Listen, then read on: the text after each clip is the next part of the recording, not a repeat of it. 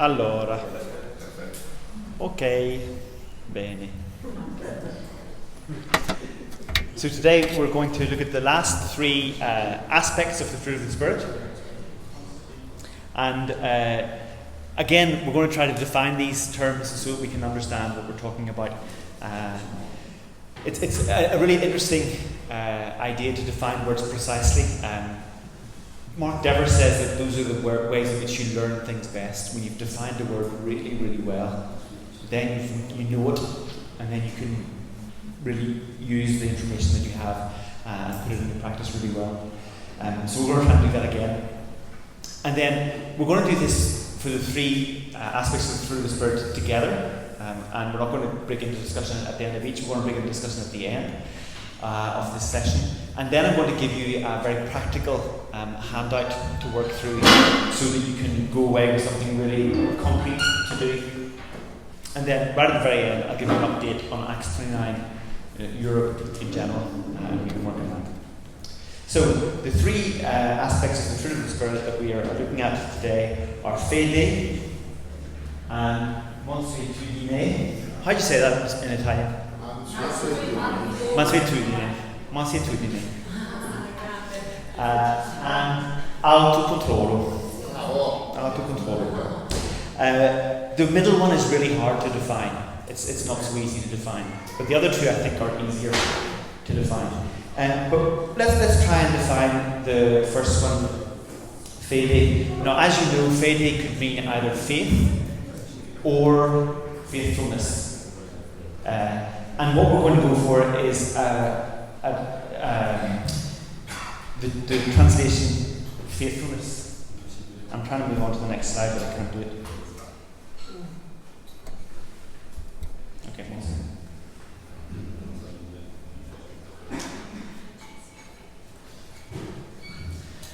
And so here's the definition that I'm going to use for faithfulness. It is rightly discharging our responsibilities, taking into account our circumstances, our gifts, our character, and circles of influence. Okay? I'll let that sink in a little bit and let the translator work it out.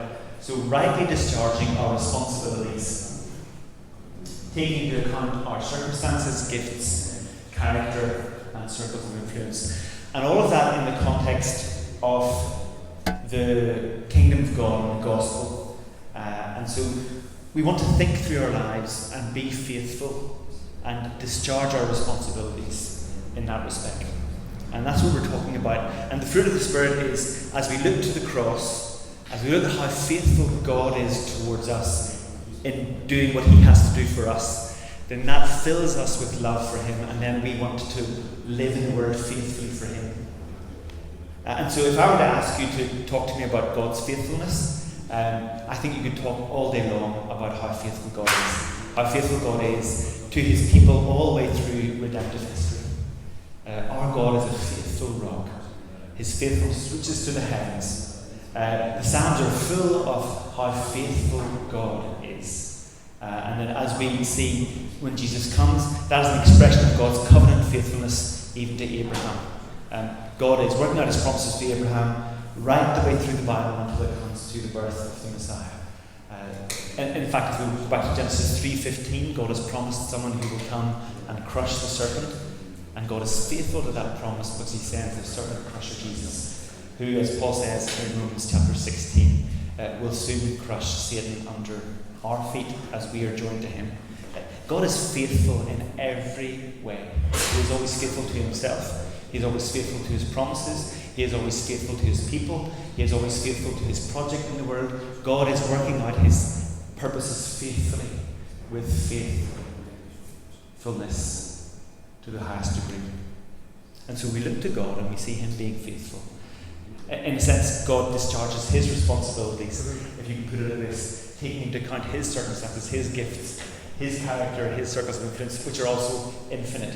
But we are not God, and we are not infinite, we are not omnipotent, we are not omniscient.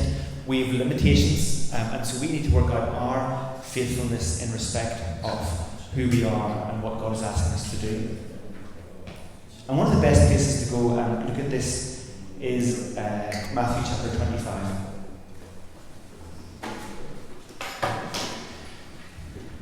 Matthew 25 is a passage where we will see these things worked out.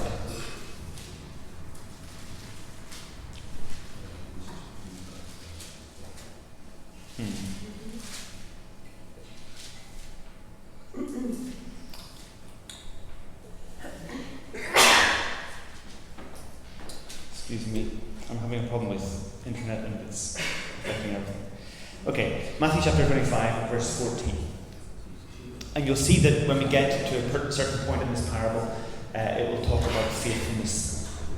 Is the sound okay? It sounds very echoey to me. Is the sound okay? No. Yeah, is there any way of fixing that? No? I tried. Okay, thanks. I don't want it to be unpleasant to listen to me, because I know that's kind of, if you're listening to me for half an hour or an hour, it's going to be tough.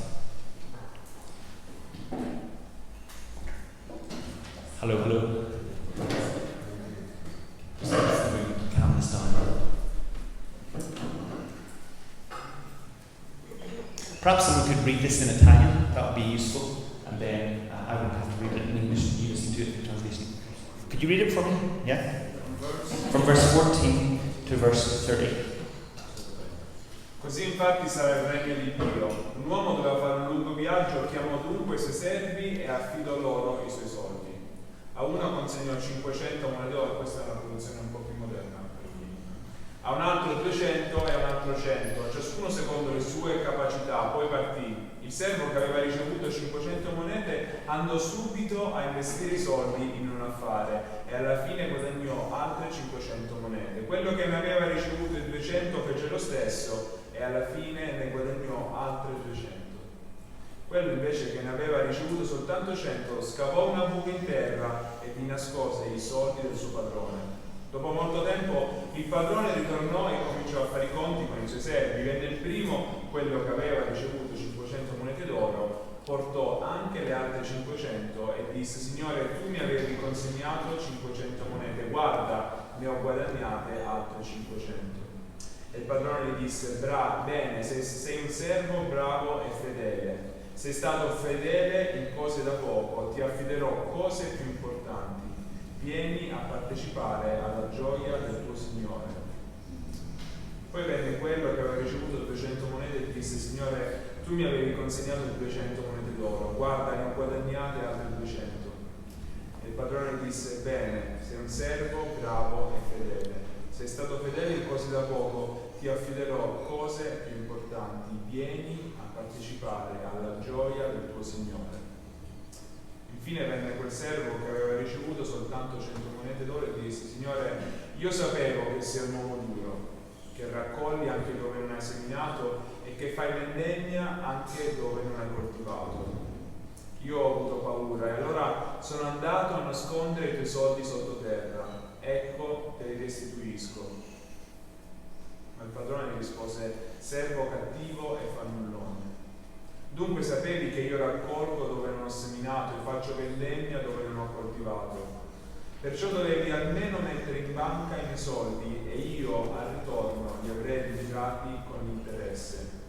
Via, toglieteli le 100 monete e datele a quello che ne ha 1000, perché chi ha molto riceverà ancora di più e sarà nell'abbondanza, chi ha poco gli porteranno via anche quel poco che ha.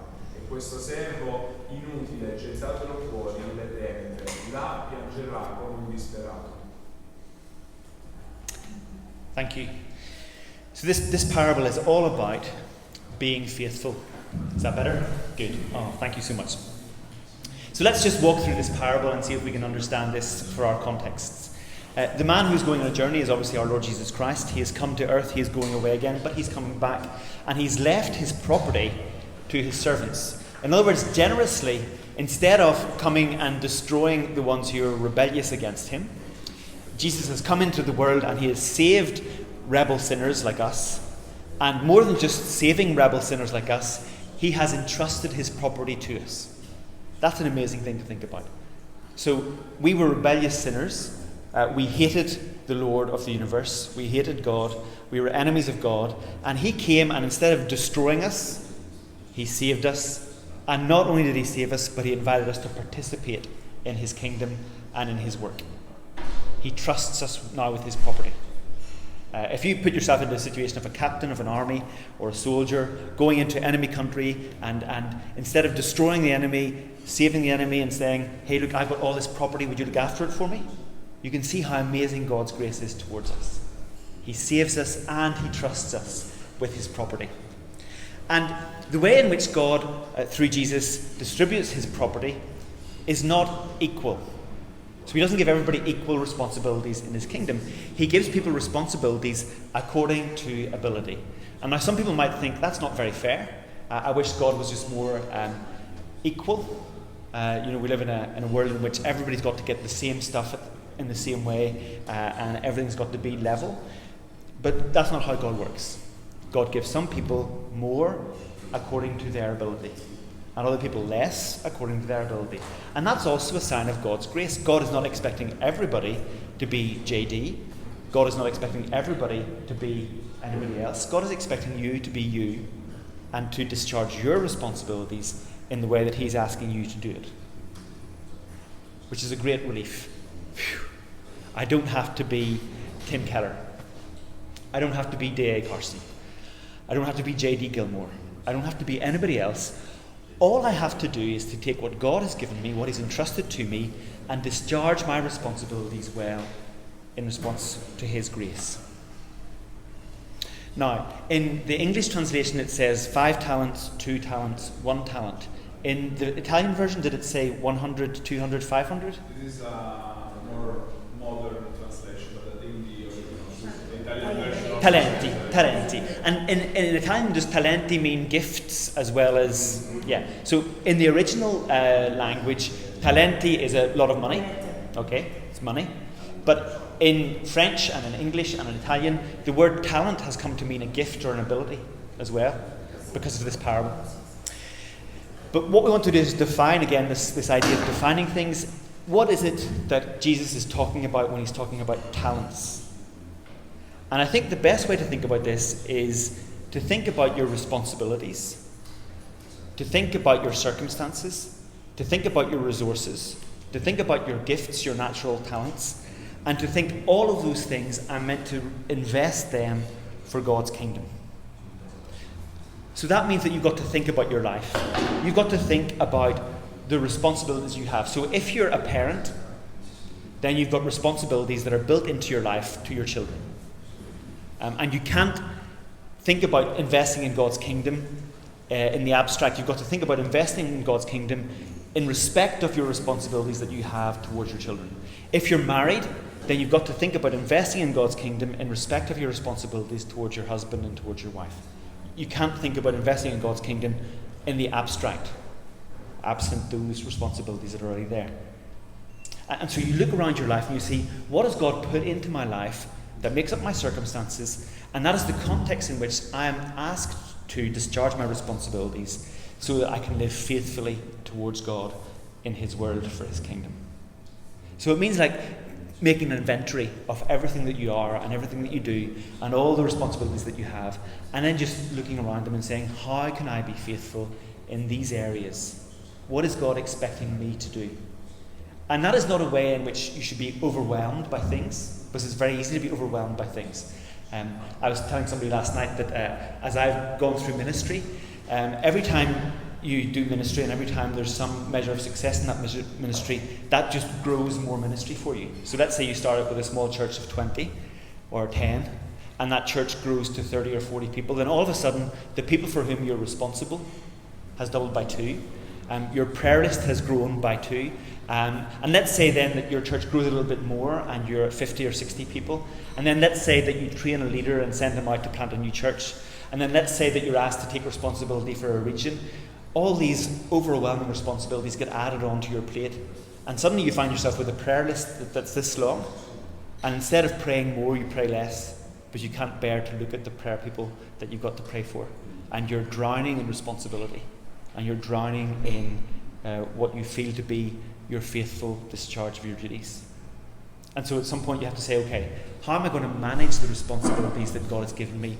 What am I genuinely responsible for before God? And then perhaps you'll say, okay, I can't pray for every single person in the church anymore, but I am going to pray for the leaders of the home groups. And they're going to be my responsibility. And I'm going to ask the home leaders to pray for the people in their groups.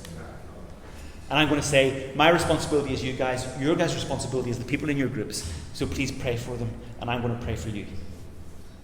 And so you work out your circle of responsibilities, you work out your circle of influence, you work out the sphere in which God is asking you to work, and then you invest that for God's kingdom. So God gives, through Jesus, his property, his kingdom, his gospel, to each according to their ability. And the one who received the 5 talents went and traded with them and made 5 more. There is increase, there is multiplication, there is progress, there is success, there is joy. The same is true of the one who had 2 talents. It's less, but there's no difference in terms of the master's responses, we'll see. It doesn't matter whether God gives you 5 and you make 5, or whether God gives you 2 and you make 2. It doesn't matter. God is not interested in how much, but just in how faithful. So if you're being given a small measure of responsibility according to your ability, then just rejoice in what God's given you and discharge that responsibility well, and God will be as satisfied with you as he will be with Tim Keller in the big church in New York. There's no difference. What counts is faithfulness. And that is what's illustrated in verse 18 by the person who receives 1 talent. 1 talent, he thinks, well, I don't really trust God. I don't really see God as he is, and we'll find out that in a minute. And so instead of investing what he has given for God's kingdom and God's glory, he hides it and doesn't do anything. He's lazy. So verse 19, the master of these servants comes and settles accounts with him. He who received the 5 talents came forward, bringing 5 talents more, saying, Master, you delivered to me 5 talents. Here I have made 5 talents more. And his master said to him, Well done, good and faithful servant. Okay? So we've got those 2 ideas that we had yesterday. Good and faithful servant. You've been faithful over a little, I will set you over much. Enter into the joy of your master. So when we get to verse 21, we realize all along what has been the motivation of the person who's invested his time and energy and talents and resources and influence and responsibilities for God. What has motivated this person all along is the joy of his master, the joy of Jesus himself. La joya. We've seen that yesterday, 2 days ago. What should motivate you and sustain you as you serve God in the world with the responsibilities that you have? The joy that you'll give to Jesus. The joy that you'll share with Jesus when all of this is over, when we're welcomed into his kingdom.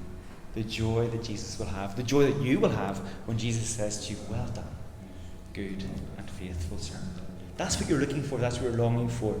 Sharing joy with Jesus. That sustains you in ministry. That makes you joyful in ministry. Remember what Nehemiah said? The joy of the Lord is your strength. The joy of the Lord is your strength. That sustains you.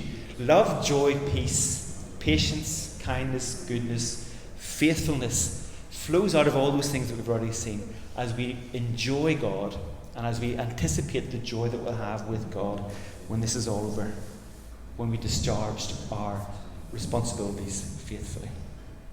And there's no difference, as I've said, between 5 talents and 2 talents.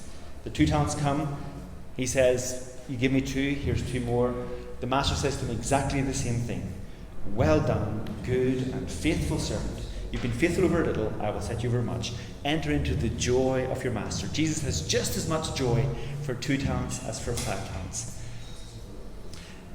And we understand that the person who didn't invest at all, the worthless servant, had a false view of God, and that is why he had a false view of his responsibilities, and that's why he had a false practice of investing his life for the kingdom. He didn't do it because he saw God not as a joyful, generous master, but as a hard master, an unjust master, someone who didn't love and wasn't generous. Verse 24, Master, I knew you to be a hard man, reaping where you did not sow, and gathering where you scattered no seed. So I was afraid, and I went and I hid your talent on the ground. Here you have what is yours. And so, as we look at our ministry and as we look at our life in ministry, the question that we have to ask is, what do we think about God? Do we think that God is a joyful, generous master who has entrusted graciously his things to us so that we can discharge our responsibilities with joy and in joy using his strength? And then we can run the race right to the end to hear him say, well done, good and faithful servant. Or do we think that God is in fact a hard, unjust, miserly, cruel person who's just waiting for us to fail? Now, I don't think anybody ever said that. But perhaps in your attitudes and perhaps in the way that you live out your ministry, you're actually acting as if God is that kind of person. But he's not. We've looked at his faithfulness already. We are faithful because God is faithful in all his ways. He is just in all his ways. He is good and loving and kind in all his ways. And we'll see that in a minute. And so because God is so faithful and so loving and so kind and so generous and so forgiving, then we can learn to take risks in ministry, learn to depend on him in ministry, learn to work hard in ministry because of the joy that we have in God. Faithfulness in ministry comes from a right view of God and a right enjoyment of God in ministry, and a right assessment of who we are in him and what he is asking us to do. So the end of the story is the wicked, slothful servant is cast out, and what he has is given to others. And we don't want to be in the second half of this parable, and so we want to fix our eyes on Jesus, the author and perfecter of our faith, who for the joy that was set before him endured the cross, and we need to join him in mission as we work out what our responsibilities are. Now, I know that many people, especially in this kind of context in Italy, as I am in France, there are endless opportunities to serve God and endless opportunities to be giving yourself for the kingdom. And there's no end to the ministry opportunities. We're very opportunity rich and we're very resource poor. It's just true. I could look around my town and think, oh, there's no church in that town, there's no church in that town, there's no church in that town. Who's going to plant those churches if I don't plant them? I better get on with it. And then all of a sudden I'm burnt out and my family never sees me and my wife doesn't know who I am anymore, etc., etc., etc. Opportunities galore and resources are very limited. So at the end of this session, as I said, I want to give you something very practical, which is a kind of a worksheet to work through so you can determine what under God your responsibilities are for this next year, and then together, if you're married, work out how you're going to do that in a sustainable and healthy way. So JD, I think, is printing those sheets out as we speak. But the fruit of the Spirit is faithfulness that comes from faithfulness that God has towards us. The second fruit that we're looking at this morning is gentleness. Is that a good translation for Monsieur Tudini or not? Yeah? Does gentleness work or? Thank you very much. In French, it is douceur, which is dolce, that characteristic which is dolcesta. Does that make sense? Yeah? Do you have any variation in your translations in the Bibles that you have? Or is it always this word?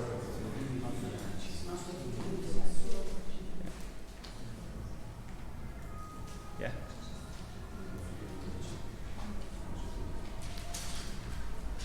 Okay, well anyway, what I want to suggest to you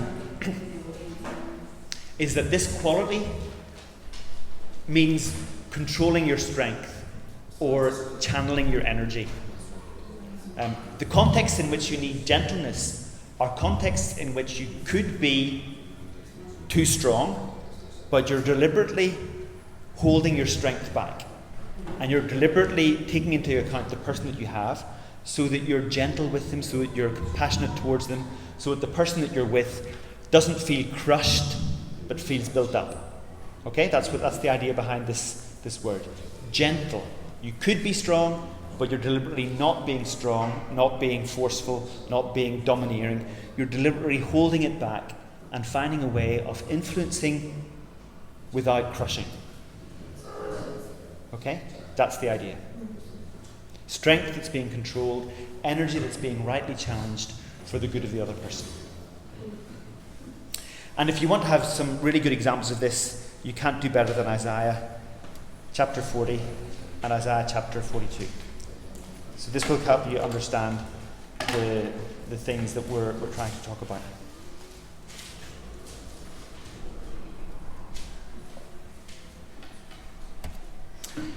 Isaiah chapter 40 is all about God's plan of salvation for his people. We could start anywhere in this chapter and read it, and it would be amazing, but we'll start at verse 9.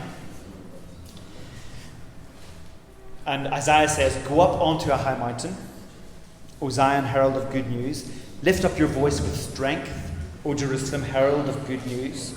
Lift it up, fear not. Say to the cities of Judah, behold your God.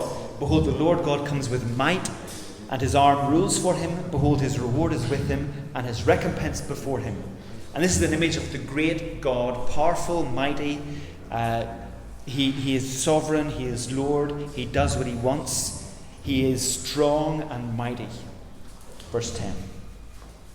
But how does God use that strength and that might? How does he live out that strength and that might towards his people? Verse 11. He will tend his flock like a shepherd. He will gather the lambs in his arms. He will carry them in his bosom and gently lead those that are with young. How strong God is and how gentle he is in the use of that strength toward the people that he wants to save, redeem, and transform. You see what gentleness is?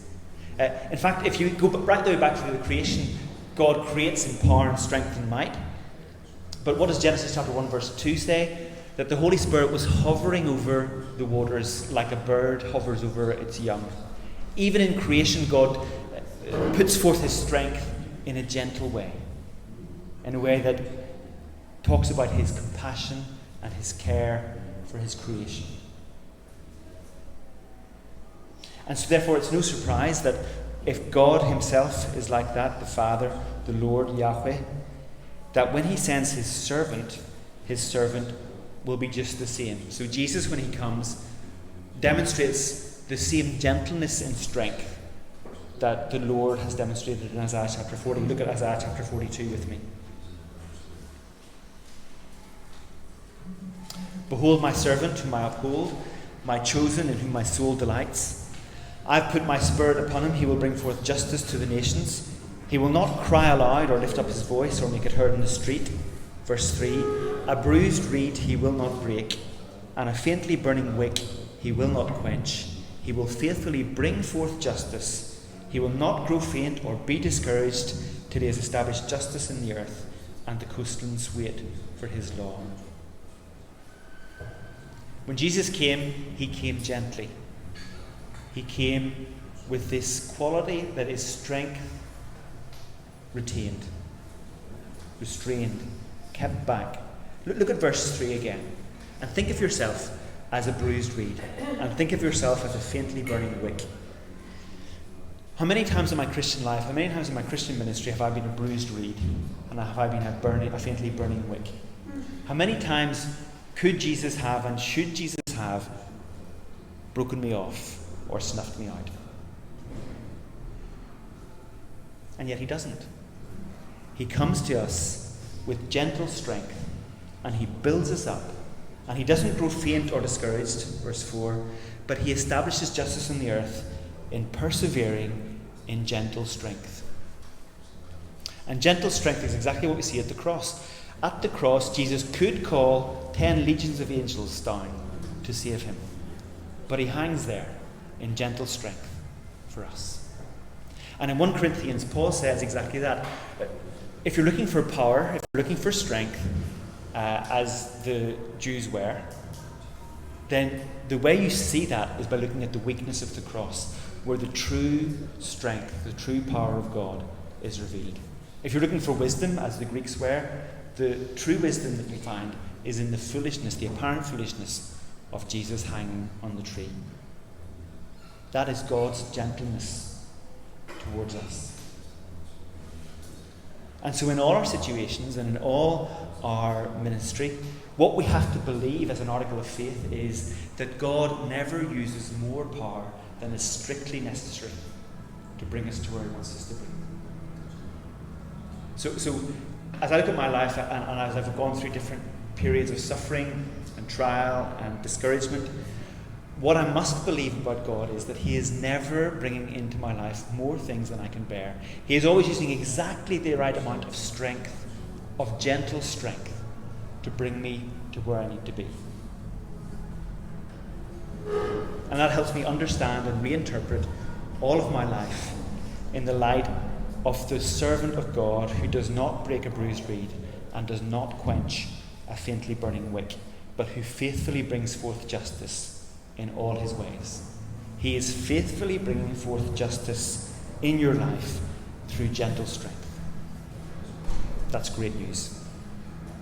And that means that as we look at this gentle God who displays His power in weakness, then we also, as we look to others, do exactly the same thing. So think about how many times in the New Testament Paul says to leaders in particular, be gentle. Let your gentleness be evident to all. The elder in the congregation must be gentle. He must not be domineering. He must show his strength in weakness. And so as we go towards other people, we are gentle towards them. We're not harsh. We're not hard. We're not domineering. We're not authoritative. We are gentle and understanding, just like our gentle God. I remember one time in the enthusiasm of youth, I was at university, just finishing university, and a friend had become a Christian, and he hadn't yet understood that if you were a Christian, you don't sleep with your girlfriend. And so he was sleeping with his girlfriend, and so I wrote him this letter where I told him exactly what he should do and exactly what he shouldn't do. And the letter was theologically 100% correct, and in terms of its moral advice, 100% correct, but it wasn't gentle. And so he had more grace than I had, so he stopped sleeping with his girlfriend, he put things right, he married her, etc., etc., etc. But he was offended by the tone that I took in the letter that I wrote. And I learned at that point that I wasn't being like Isaiah 42 verse 3. I wouldn't have minded if I'd broken the reed, I think. And I wouldn't have minded if I'd quenched out the faintly burning wick.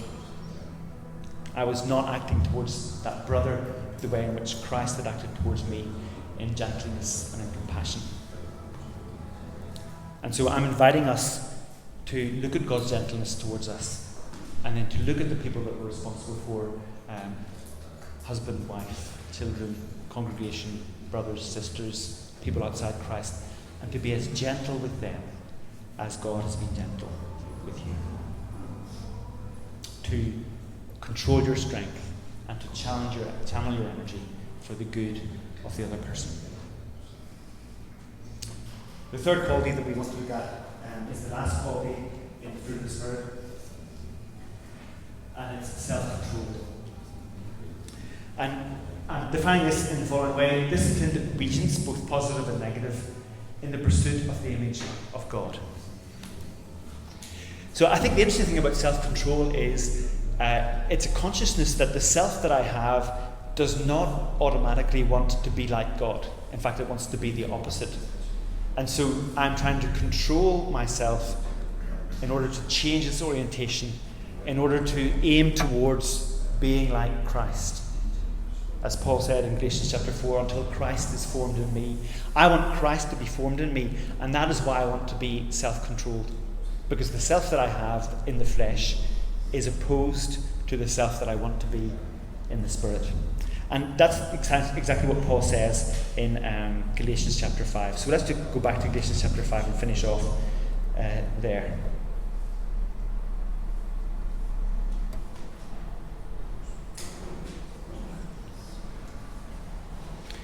So if we start again at verse 16 and read through that, we'll see that this is exactly what Paul is talking about. And so self-control in essence, is bringing us right back to the beginning of the fruit of the Spirit. It's saying self-control means aiming for the 8 previous characteristics consciously and aiming for obedience in those areas, depending on the Spirit and looking to the cross. Paul says, "But I say, walk by the Spirit, and you will not gratify the desires of the flesh." So Paul is opposing here spirit and flesh. And when we talk about self-control, what we're talking about is putting to death the works of the flesh and promoting the works of the Spirit. For the desires of the flesh are against the Spirit, and the desires of the Spirit are against the flesh. For these are opposed to each other, to keep you from doing the things you want to do. That's really interesting, isn't it? That phrase, to keep you from doing the things that you want to do. There's part of you that wants to obey God, and there's part of you that doesn't want you to obey God. And self-control is putting to death the part that doesn't and promoting the part that does. Negatively putting sin to death, positively pursuing righteousness, pursuing Christ. But if you're led by the Spirit, you are not under the law. Now the works of the flesh are evident. So here are the things that negatively we want to put to death in our life. Here's where we need self-control. Because our self wants to do these things, and we want to control that self by the Spirit so that we don't do them. Sexual immorality. And so self-control involves finding out the ways in which you're tempted sexually and putting that sexual immorality to death. And you can do that by working at the circumstances you put yourself in, but more fundamentally, working on the desires of your heart and working on the things that you actually want, and looking at the gospel, looking at the beauty of Jesus, and being satisfied in God and being satisfied in the things that He's given you, being satisfied in your spouse, your husband, your wife, and putting to death the sexual immorality that you could be tempted into. Impurity and sensuality are the same sorts of things as sexual immorality. So I don't know in what ways you're tempted. Perhaps it's on internet. Perhaps it's on the beach. You've got many beautiful beaches here in Italy, and I'm sure there are many beautiful people on those beaches. And perhaps that's where you're tempted to let your thoughts or your eyes linger, men or women. I remember one time I was preaching about pornography, and I preached mainly to the men, and a woman came up to me after the service and said, "Just be careful, because pornography is just as much a problem for women nowadays as it is for men nowadays." And I hadn't really realised that that was such a thing, but I believe that it is.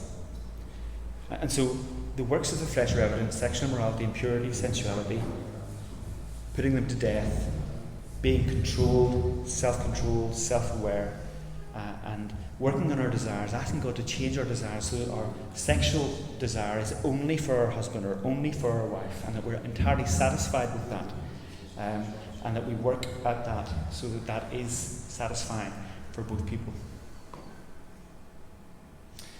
Idolatry, sorcery, these are two things that move us away from the worship of God and God alone. What are the things in your life that tend to take God's place as primary? It could be anything. It could be money, success, career, ministry. It could be things as frivolous as sport or relaxation.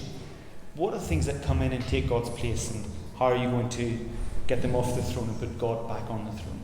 Working at your desires by looking at the cross and letting the Spirit work in you.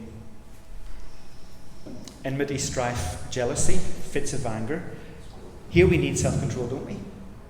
As thoughts come into our minds, and as we think bad thoughts about people, as we're jealous of other people, as we burst out in anger because people annoy us, we need self-control. We need to be aiming for the image of God and putting to death those things that are the desires of the flesh.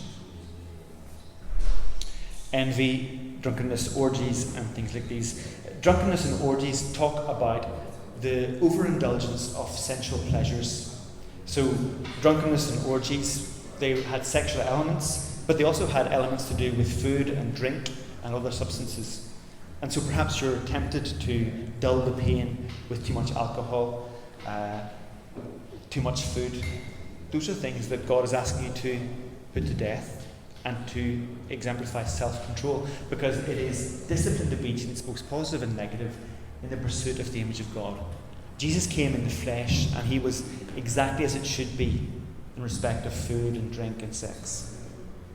And so we're aiming for that, and we're putting to death excess, and we're saying yes to God and being satisfied with what he's given us in creation as good gifts, to be received as such, but not abused.